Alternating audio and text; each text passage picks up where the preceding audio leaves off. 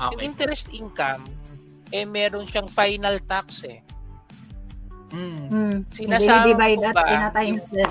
income, 'di ba? Sinasama mo pa ba yung income na 'yon sa income tax kung mayroong final tax withheld?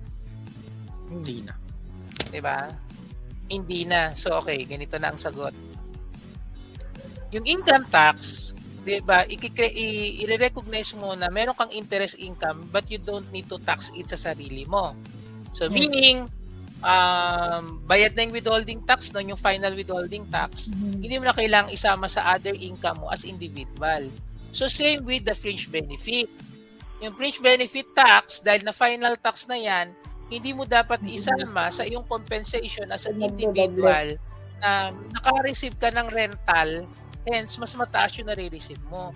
Kasi nga, naging expense na yan ng company. Ayun. Luminaw Yes. na. Pinaralel lang natin Yes. kasi nagkakaroon ng double taxation. Okay? So deductible po ulitin natin, deductible po yung fringe benefit Deductible. expense saka yung fringe benefit tax. Nagkakaroon lang ng hindi na siya itatax sa empleyado. Unlike yung salaries, 'di ba? Kukunin natin yung buong salaries pero itatax sa empleyado. Ang nagbabayad po ng tax hindi po yung kumpanya, yung empleyado. In this scenario, yung company po ang nagbayad ng tax kasi nga po, siya po yung nakinabang dahil binigay niya yung fringe benefit na yun sa empleyado. Hindi po talaga yung empleyado.